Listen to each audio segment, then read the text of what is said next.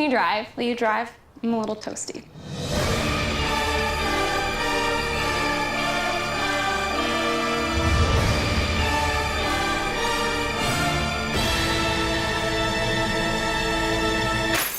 Nope. Nope, I'm high. But I can order us a ride. Okay. Friendly reminder, don't drive high. If you feel different, you drive different. Pool party at Jesse's. Can you drive? I'm toasted. Nope, I'm high. But I can order us a ride. Okay. Friendly reminder, don't drive high. If you feel different, you drive different. Or that the projections would be flood next Thursday? I can't do Thursday, but I can do Friday. Disasters don't plan ahead. You can. Talk to your loved ones about how you're going to be ready in an emergency.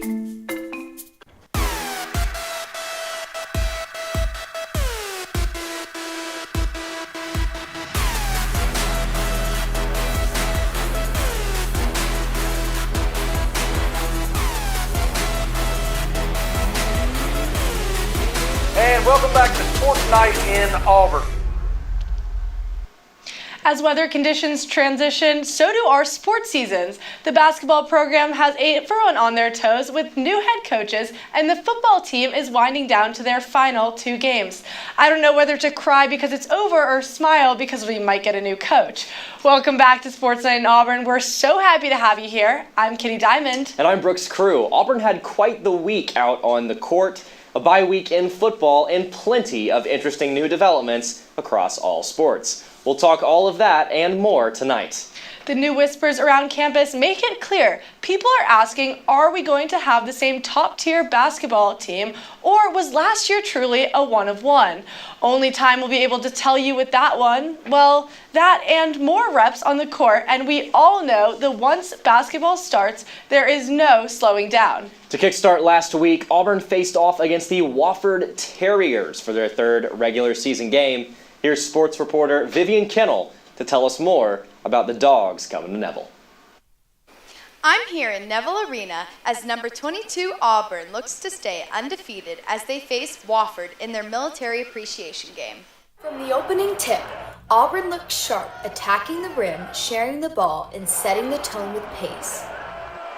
Keyshawn Hall took control early, scoring from all areas of the floor and energizing the home crowd with his physical play inside. Yeah, Keyshawn Hall. That's it, just Keyshawn Hall.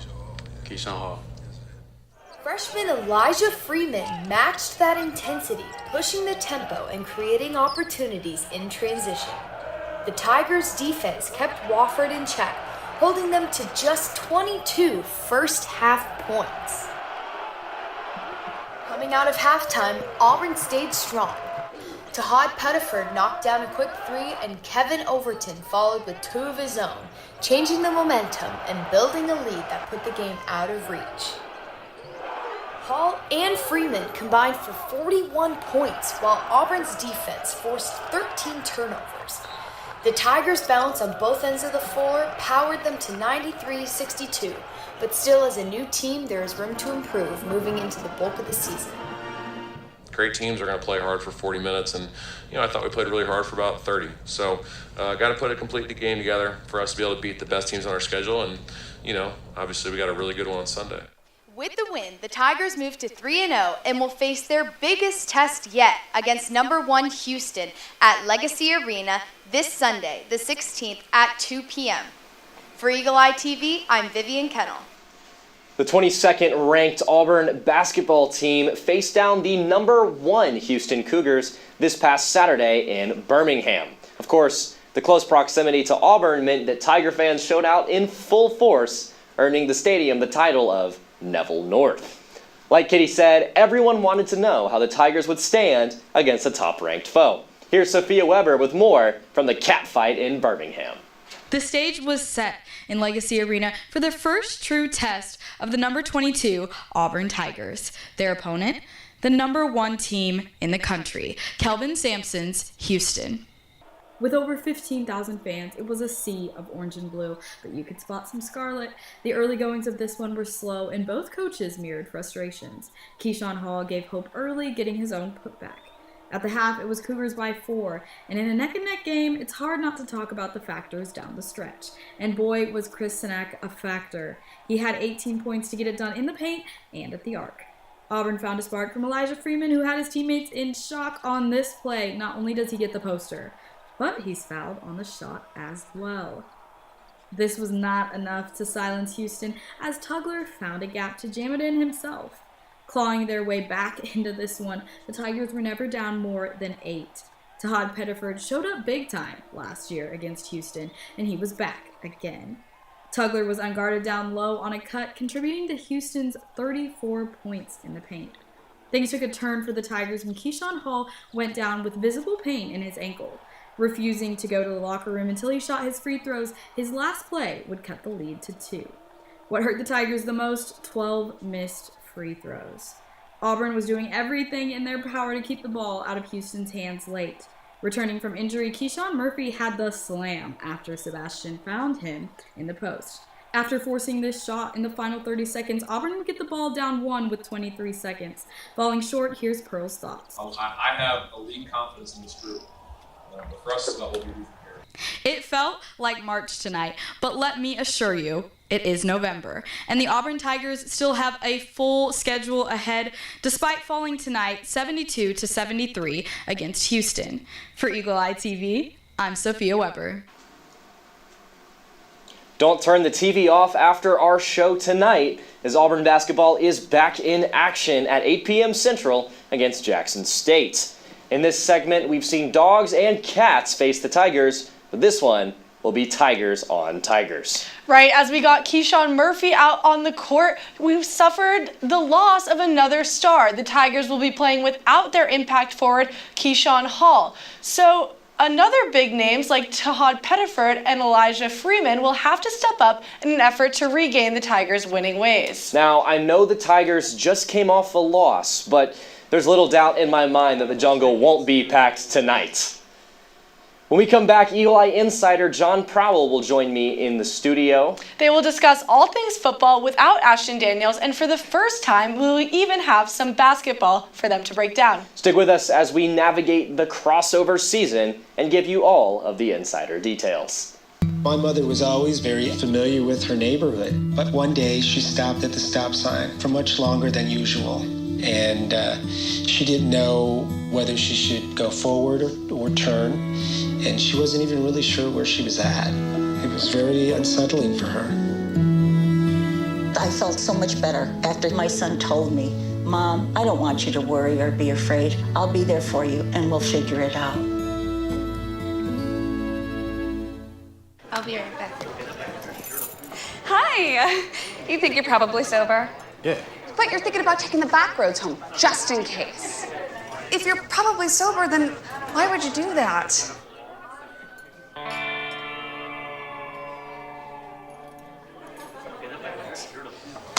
Good choice. Probably okay isn't okay. If you see a warning sign, stop and call a cab, a car, or a friend. That's a full glass of wine. I'll be chatting you later. Bye-bye. Hi. Hoping for a crisp breeze to help keep you alert. Oh, he took a sip of water too. That'll probably help. You were probably gonna turn down the radio too, so you could focus, right? Probably okay isn't okay. Right. If you see a warning sign, stop and call a cab, a car, or a friend. I think the water line is what really drove it home.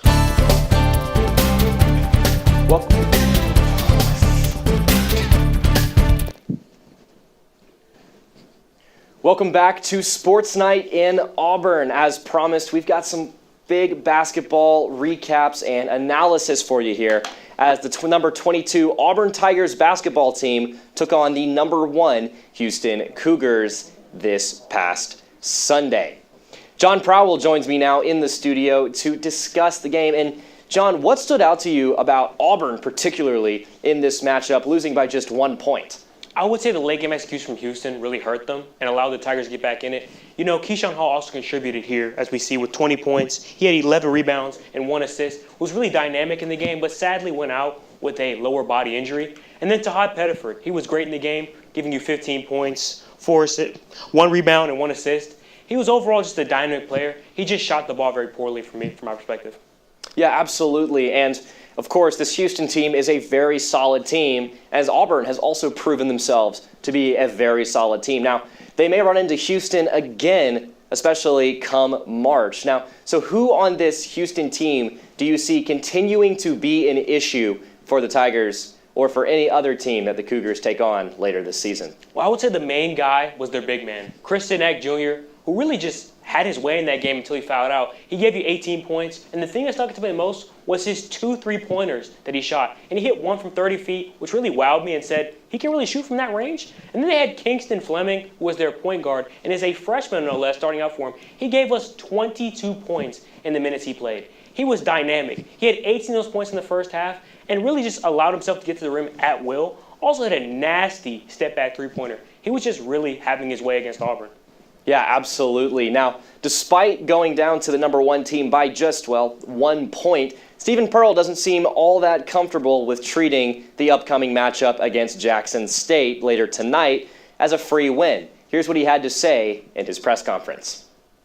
2 top 10 teams, so they're not going to be scared of coming in here to Neville to play Auburn. So our guys got to understand that, we got to have the same type of preparation that we did for Houston in order to get ready for a good Jackson State team. And, for us, it's all about just continuing to grow, continuing to build, and just try to get better each week, which I think our guys have, Now, of course, there is basketball, but now Auburn football is back in action this weekend against Mercer. John, on this Mercer team, obviously it's an FCS school, but they're only 1 loss, or 9-1 on the season. Who on this team do you think is the reason that they're this way, and do you think they present a reasonable threat to the Tigers? I got to be honest with you, Brooks. They're a scrappy 9-1. Their schedule may not look great playing only FCS opponents and dominating all the way, but 3 players that interest me the most will be starting with their quarterback, Braden Atkinson. He is a pocket passer. He is dynamic and has over 3,000 passing yards. Not only that, he has only had 1 game under 200 yards. I don't know about you, Brooks, but that's pretty good to me. Then they got their dynamic running back, who's pretty much just an inside threat. They hand him the ball a lot of times. He's a high-volume guy, has over 20 carries a game, but he has over 800 rushing yards per game, and that's pretty dynamic for me. And then you got to get to their wide receiver, who is very incredible. Has over 20 yards per reception and has over 700 yards on the season. This Mercer team has some great overall talent. Yeah, absolutely. And before we get into, players to watch for this Auburn team, we got to talk about the biggest news of the week for Auburn football, and that is Ashton Daniels will be riding the bench against Mercer in order to preserve his red shirt for next season. Jackson Arnold and Deuce Knight are scheduled to play. Now, John, what do you make of this decision? I got to be honest with you, Brooks. I'm all for it. Not only are we preserving his red shirt for the Alabama game that we all know is a must-win for Auburn, but he can also coach the guys up on the sidelines. That's a mad underrated part of his game is he was brought in to be a leader, and that's really what the coach wants from here. Lead up and help the young guys such as Deuce Knight, help everybody in that quarterback room, and provide a steady foundation for the team. Yeah, absolutely. And keeping on that theme, I hear you have some key players for me. I do. Let's start with number 1, Deuce Knight. He's going to be the guy that's probably starting, just my opinion, he should start for us. He's going to be a great young quarterback in any league he plays in going forward. But if we can get Deuce Knight some snaps, as Deion Sanders said, you don't learn anything from the bench. Get him those early starter reps, let him be able to understand the offense, get him in the flow of it, allow him to kind of understand what he's looking at in the college game. Then second, you want to look at Jeremiah Cobb, who in my opinion is the second best running back in the SEC. Give him a high volume, give him 25 to 20 carries, allow him to get himself organized, get himself ready for the Bama game, kind of allow him to be the best version of himself. And then we can't forget Cam Coleman, who is one of the best receivers in the SEC, and in my opinion, the best jump ball receiver we've seen since George Pickens. If we can get him the ball and get him ready to go against those Bama DBs this week, he should be an overall problem in the Bama game going up. But let's hope he can give us more than 200 in the Mercer game. John, George Pickens was a fantastic pull. Thank you for joining us again this week. I feel like we could talk about this all day, but unfortunately, that's all the time we have for this segment. For the viewers, don't go anywhere, because when we return, we will have yet another guest. Eagle Eye reporter Cohen Dalzell will dive into all things Auburn men's sports in Eagle Eye's Men's Minute right after this. There was an old woman who lived in a shoe. She had so many children, she didn't know what to do.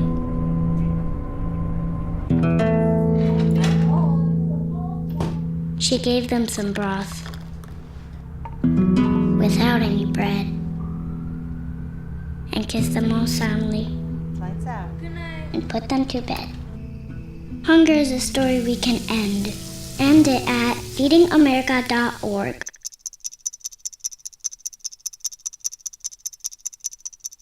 I was living in a shelter, juggling 3 jobs. I had to be resilient. That's something that you can't teach. You can achieve a lot using your imagination. I mean, I don't like to brag, but... Wait, who's that? And why is she all over these achievement awards? But with STEM, the sky's the limit. Shaboom! Use STEM to envision... Okay, I'm seeing it. Yeah! Invent... Got any ideas? I've got a few, actually. And create a better world. Told you she's super smart.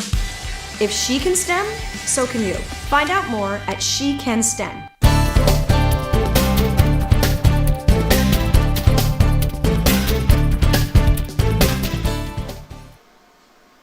We spoke about it briefly earlier in the show, but Auburn football has quite an interesting slate to round off its season. You've heard about Mercer in the last segment, but realistically, the matchup on everyone's minds comes the following week in the form of the Alabama Crimson Tide. There's a lot at stake for both teams as the Tigers' bitter rival are in the position to be knocked out of the playoff conversation entirely, whereas Auburn's likely to be playing for their 6th win of the season, putting them in bowl territory. It'd be nice to salvage a bowl game out of an otherwise disappointing season for the Tigers, but sweeter than that is the opportunity to knock the Tide out of the playoffs. It'll be a night game in Jordan-Hare, the place Nick Saban refers to as haunted. So expect some magic from DJ Durkin and company. Speaking of DJ Durkin, here's his thoughts ahead of the Mercer matchup. Of the game, and I feel that we got better at it. So on the game week here, we're looking forward to being at home against a very good opponent. Mercer does a tremendous job. They're really well coached. Mike Jacobs, their head coach, is a guy I've known for a long time. He's an Ohio guy. He's won at all places he's been, extremely successful. They just clinched the conference again for back-to-back years. Sounds like we know where his focus is. As we dive into the Men's Minute, Eagle Eye reporter Cohen Dalzell joins us to discuss some men's tennis. Cohen? Kitty, the men's tennis team is in the heart of championship season right now. They are in Orlando this week for the NCAA singles and doubles championships. The event started yesterday and will go through Sunday, November 23rd. Freddie and Billy Blades qualified for the doubles draw of the tournament. The Blades duo starts their path to the national championship versus number 2 DK Suresh and Andrew Delgado of Wake Forest tonight at 7 p.m. However, War Eagle Plus made a documentary about Auburn singles qualifier Amir Hamza Nasridnov, who already has advanced to the second round of the singles draw. Here's a preview of his story of getting to the NCAA championships. Basically, I moved to Russia because of tennis. There was no opportunity in Tajikistan to play tennis. No really good, not at all good players to practice with, only my dad and me. So yeah, we decided to move to Russia. It's pretty hard to not live with your mom because like basically she was taking care of me everywhere, and my siblings, my brother. It was way tougher because I'm alone. My dad was working whole day, so I was just practicing and being alone whole day, just studying alone. No brothers, no sisters. So my life really changed a lot. It was pretty tough, but at least with my dad, he was helping me. I was not really feeling lonely, but it was still tough without mom and my siblings. That story really goes to show that it can be bigger than sports at times. Now we're going to move from championships to regionals. Auburn cross country was at the NCAA South Regionals last Friday, November 14th. Evan Hill and Joshua Kosgei posted good times in their NCAA regional debuts in the 10K. Hill placed 77th with a time of 31:34.73, and Kosgei placed 81st with an overall time of 31-39.00. But the bright spot for Auburn was Nixon Chebby, who qualified for his second straight NCAA championships in the 10K. He finished third overall in the regional with a personal best time of 29:13.47. The Kenyan will represent Auburn in the 2025 NCAA Cross Country Championships this Saturday, November 22nd in Columbia, Missouri. They will run at the Gans Creek Cross Country course. Now, we'll run down the diving board and into the pool for some Auburn diving. Diving was in Atlanta for the Georgia Tech Invite and took home 3 event wins, including 2 top 10 performances in program history. Ethan Swart took home the win in the men's 1 meter, while Juliet Landy took care of business in the women's 1 meter. Both divers, however, had a top 10 performance in program history in the 3 meter dive. Swart jumped to 9th all-time with a 392.10, and Landy into 6th all-time with a 344.25. Auburn's final victory of the day came in platform as Emily Halifax, the French Olympian, cruised to first place with a 301.30. Auburn Swimming and Diving has the NC State Invite this weekend in Greensboro, North Carolina.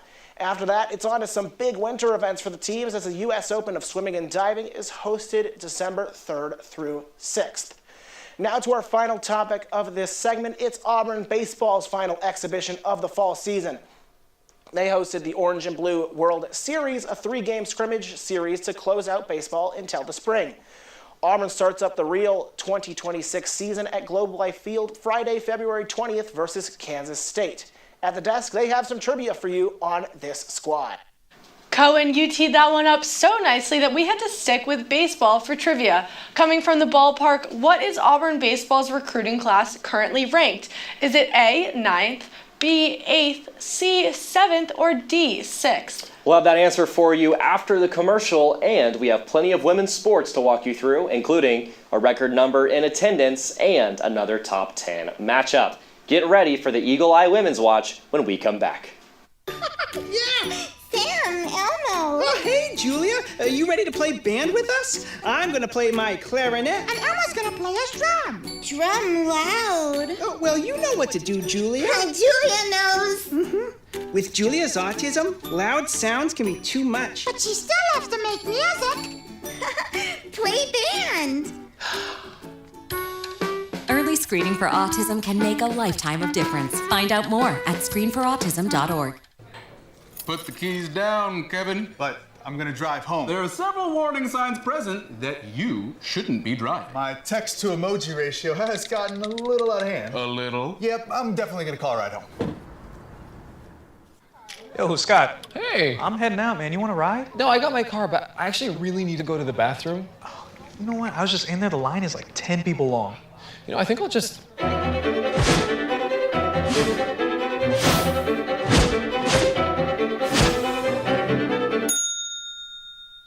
Dude, are you okay? You wouldn't believe what I was just thinking. I am definitely buzzed. Yeah. I think I will take this, and I will take that ride home. Smart man. Did you see how that dog was looking at me?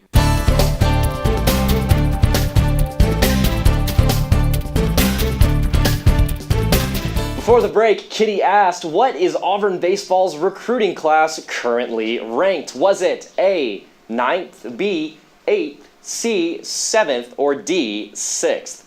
If you guessed letter C, well, you'd be correct, because Butch Thompson did it again, and the Tigers are ranked 7th nationally with their new recruiting class, according to Perfect Game. It includes stars from Wisconsin all the way down to Florida. It's always good to see that recognition. One team that I swear doesn't get the hype they deserve, Equestrian. Our equestrian team is currently ranked number 2 in the nation, and this Friday they will take on number 1 Georgia at home. I mean, come on, you just can't miss this. The game will be a jersey out at 3 p.m. with free admission. Let's show up for our Tigers as they have a chance to take down the Bulldogs and be crowned number 1 in the nation. Apparently there was another event that couldn't be missed. Right, Cohen? That's right, Kitty. Auburn women's basketball hosted the largest non-conference crowd in program history versus Mississippi Valley State for Education Day. Thousands of local kids packed the stands and cheered the Tigers on as they took the day game victory 110-50. Cottie Lay put in 20 points and had 7 boards for Auburn, and Eric Angui posted her first career double-double with 11 points and 11 rebounds. The Tigers shot a blistering 9 of 13 from deep and buried the Delta Devils. After a blowout win against MVSU, Auburn squeaked out a 5th straight victory against Georgia State 69-65. Auburn's 5-0 start is the first one for the Tigers in nearly a decade, making this a historic start for the team. Harisom Koulibaly led the team with 19 points, while Kadile had a double-double with 12 points and 10 boards. Here's what head coach Larry Vickers has to say about Auburn's early success. We have to have a different mentality on every possession to eliminate those runs. You know, especially when we get into conference play on the road. We were at home, so it wasn't like we didn't have our crowd today. When a team makes a run like that, it could really, break you and change the game.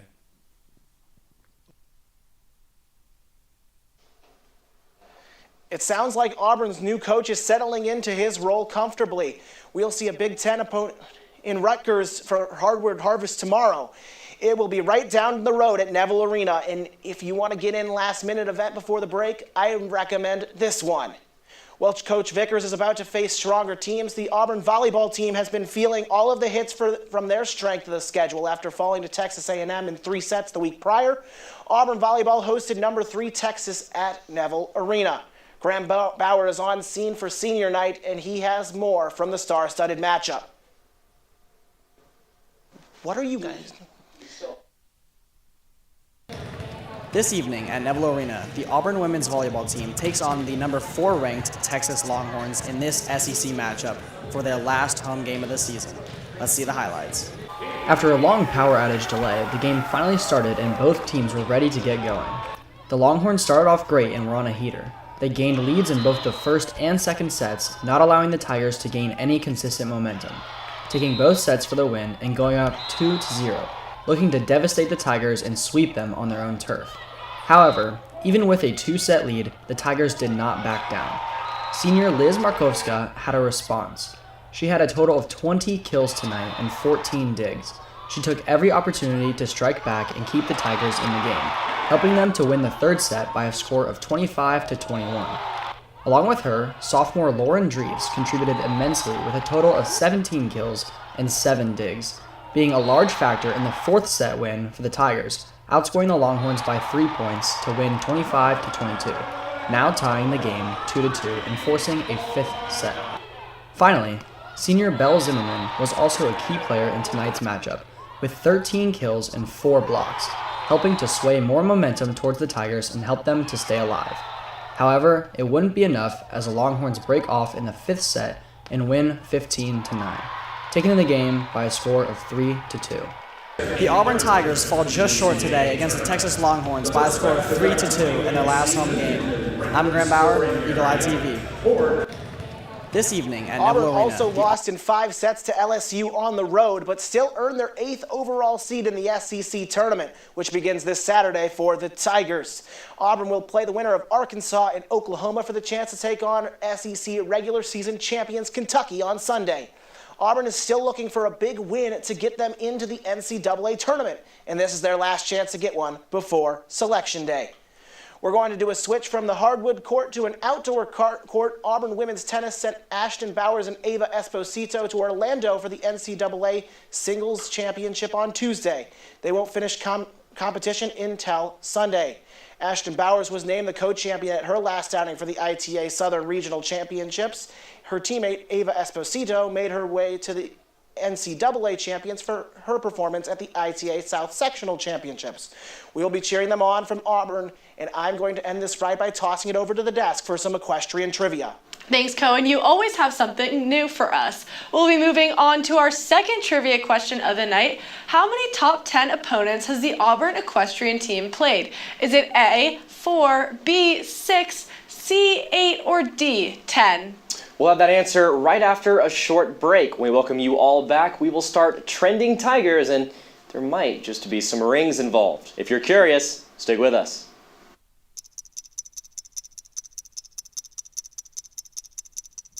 My parents weren't fluent in English, so in school I had to be independent and take initiative, and that's how I handle every project I get.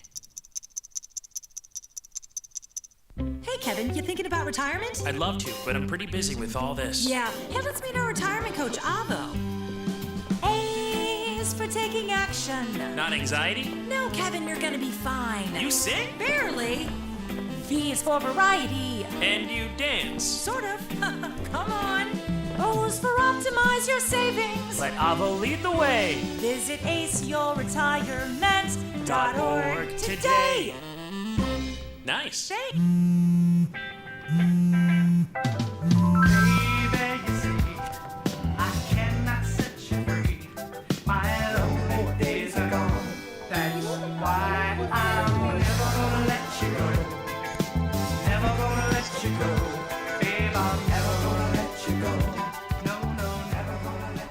Here you go. Thank you. Thank you.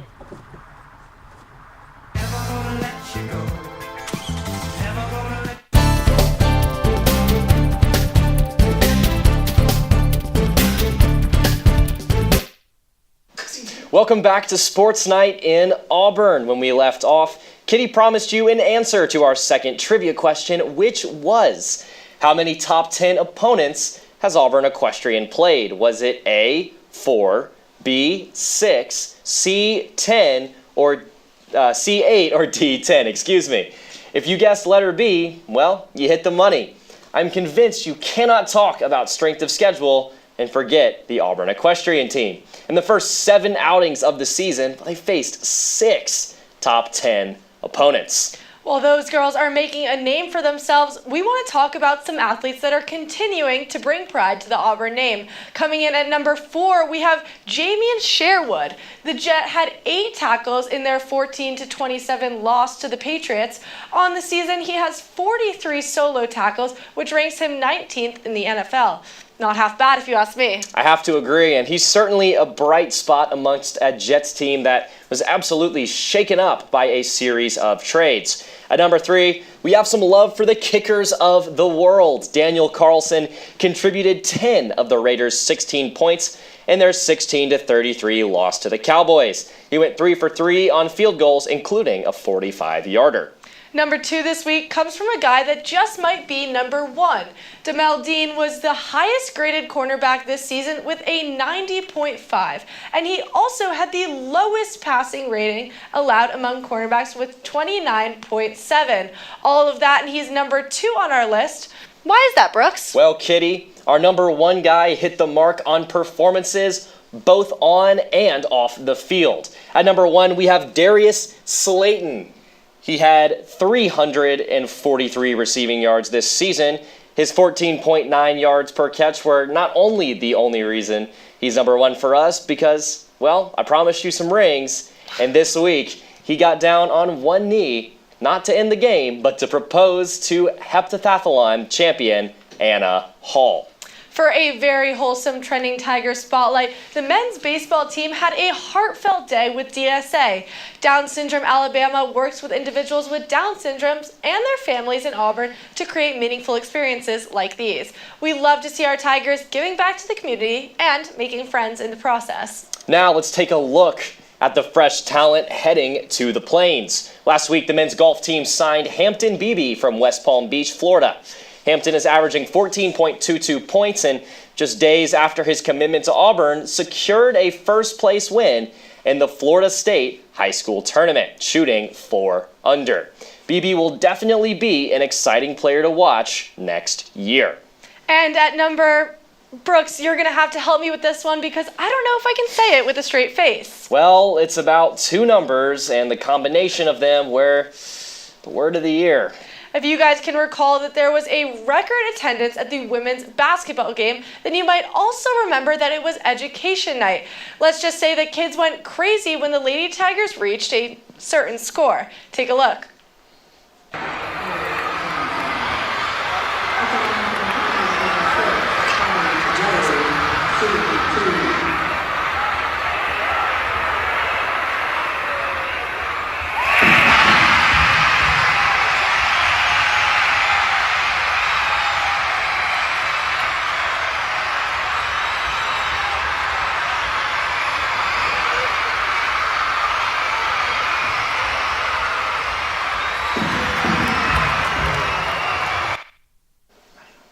My ears are still ringing from that one, but we had to have that as our number because, well, 6'7" might just be the trendiest tagline yet. Before we leave tonight, we want you to see one play in particular again. SportsCenter had it as their number one play, and we have it as our play of the week. Of course, it's Elijah Freeman's poster dunk over 2 Houston defenders. I can't say I've ever seen a dunk quite like it, and, well, hopefully it bodes well for the rest of the season for Freeman. On that note, that's all we have time for today. For more Sports Night in Auburn and Eagle Eye Sports, follow our Instagram and Twitter pages. Make sure to subscribe right here on YouTube and tune in every single week. My name is Kitty Diamond. And for all of us here in the Eagle Eye studio, Cohen and John and everyone behind the camera, our producers are Sophia Weber and Jack Sublett. I'm Brooks Crew. This has been Sports Night in Auburn. Good night and War Eagle.